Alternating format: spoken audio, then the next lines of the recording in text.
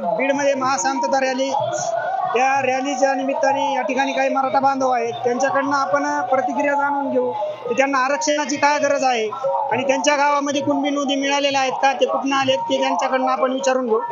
तुमचं नाव काय? संतराम थोरवे. तुम्ही कुठून आला? आम्ही शिरूर कासार. तुमच्या गावामधनं किती किती हे आलेत, गाड्या आल्यात? 5 गाड्या आल्या आमच्या गावामधून. किती किती संख्या असेल तरुण बांधवांची? आमच्या गावामध्ये 1,500 तरुण आहेत. तुमच्या गावामध्ये कुणबी नोंदी निघल्यात का? हो, आमच्या गावामध्ये 80% कुणबी नोंदी निघालेल्या आहेत. ह्या सर्व जरांगे पाटलाच्या लढ्यामुळे हे शक्य झालेले आहे. नाही तर आतापर्यंत एक कुणबी नोंद सापडत नव्हती. या जरांगे पाटलामुळं आमच्या मराठ्यांचा खूप फायदा झालेला आहे. त्यांच्या मागे आम्ही शेवटच्या घटकापर्यंत त्यांची साथ सोडणार नाहीत असे मराठी सर्व आम्ही एक झालेलो आहे. आरक्षणाची तुम्हाला काय गरज आहे तुम्हाला आरक्षणाची? आमच्या मुलांना उच्च कॉलेजमध्ये ऍडमिशन घेताना 90-95 मार्क पडून सुद्धा ऍडमिशन भेटत नाहीत. त्यांना डॉक्टर इंजिनियर खर्च करण्याची आमची ऐपत नाही. त्यांना खूप पैसा लागतो. तर आरक्षण भेटलं तर आम्हाला ते पुढचं शिक्षण, उच्च शिक्षण घेता येईल. आमच्या मुलांना न्याय मिळेल. काही मराठा आरक्षणाची जरांगे पाटलांमुळे काही युद्ध जिंकलेलं आहे आणि काही युद्ध राहिलेलं आहे. तरी आपण यांच्याकडनं जाणून घेऊ की सरकार ते मराठा बांधवांचा आरक्षणाचा प्रश्न निवडणूक येईपर्यंत पूर्ण करेन का? मला वाटतं करायला पाहिजे. नाही केलं तर मग 288 उभा करणार जरांगे पाटील आणि त्यांचे 288 आम्ही पाळणार. कालचा विधानसभेतला प्रकार पाहिला तर तो तुम्हाला वाटतंय का मार्ग लावतील? आम्हाला असं वाटतं. घडीत विरोधी पक्ष नेते पाठिंब्याला नाही म्हणतात, घडीत हे हा म्हणतात. मग हे सरकारचंच काही त्याच्यामध्ये हात आहे असं आम्हाला वाटतं. जे आता पाठीमागे जे वडीगोजरीला उपोषण झालं हाके साहेबांचं, तर तुम्हाला ते सरकार पुरस्कृत आहे असं वाटतंय का? 101%.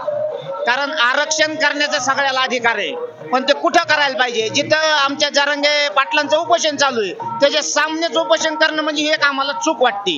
कारण उपोषण करून द्या, सगळ्याला आरक्षण म्हणजे उपोषण करण्याचा अधिकार आहे, पण समोरासमोर उपोषण करणे म्हणजे याच्या पाठीमागे सरकारचाच हात. त्यांचं जे उपोषण होतं ते उपोषण त्यांच्यातले काही एक बीडमध्ये जे उपोषण सुरू होतं मला धनगर बांधव, त्यांचं असं म्हणणं आलं की त्यांचं उपोषण हे फक्त त्यांना एक पद मिळवण्यासाठी चालू होतं. याच्याकडे तुम्ही कसं बघता? 101% खरं आहे ते पदासाठीच उपोषण होतं, समाजासाठी नव्हतं. कारण धनगर समाजाला सुद्धा ओबीसीतून वेगळ्या प्रवर्गातून आरक्षण आहे आणि वंजारी समाजाला सुद्धा वेगळ्या प्रवर्गातून आहे. मग आम्ही त्यांची मागणी कुठली आहे? एसटी प्रवर्गातून. मग त्यांना आरक्षण उपोषण करायची गरज काय? त्यांच्या आरक्षणाला धक्का लागत नाही. फक्त राजकारणापुरतं त्यांचं उपोषण होतं हाके पाटलाचं. म्हणजे हाके पाटलांना असं करायचंय का, जी वेळेला खासदारकीला उभा राहिले त्यावेळेला त्यांना 5,000 मतदान पडलं, पण आता विधानसभेला उभा राहून त्यांना काही वोट बँक जाम करायची का? असं काय वाटतं तुम्हाला? हाके साहेबाच्या पाठीमागे त्यांचा समाज सुद्धा अजिबात नाही. हे फक्त छगन भुजबळ यांनी राजकारणासाठी पुढे घातलेला समाज गर्दी जमवण्यासाठी. त्यांना अजिबात त्यांच्या गावात पण कुणी ओळखत नाही. हाके साहेबाच्या गावात पण आम्ही फोन केले, आमच्या ओळखीचे लोक आहेत, कोण हाके म्हणून विचारतात, तर त्यांचं अजिबात वर्चस्व नाही. त्याच्यामुळे त्यांच्या जिल्ह्यात जाऊन त्यांनी उपोषण करावं, आंदोलन करावं. आमच्या बीडमध्ये येऊन का करतात ते? तर हा ओबीसी नेत्यांचा हात आहे. आमच्या बीडमधले ओबीसी नेते आहेत, ह्यांनी आणून बसवलेला माणूस आहे हा, जरांगे साहेबांचं आंदोलन फोडण्यासाठी. त्यांना विरोध म्हणून केलं आंदोलन आहे ते त्यांचं. तुम्हाला वाटतं काय असे हाके साहेबांसारखे अनेक असे जर नेते पुढे आले तर हे उपोषण मोडीत निघेल असं वाटतंय का तुम्हाला? वाटतंय ना. आपली नाही निघत. 10,000 उपोषण झालं मुळीत नाही निघत. मुळीत जरांगे साहेबाला शक्यच नाही, करू शकत नाही. त्यांच्या पाठीमागे एक मुखानं सर्व मराठा बांधव आहे, त्याच्यामुळे कुणीच त्यांना चॅलेंज करू शकत नाही. तर आज बीडमध्ये एकूण मराठा बांधव हा किती संख्येने आला असेल?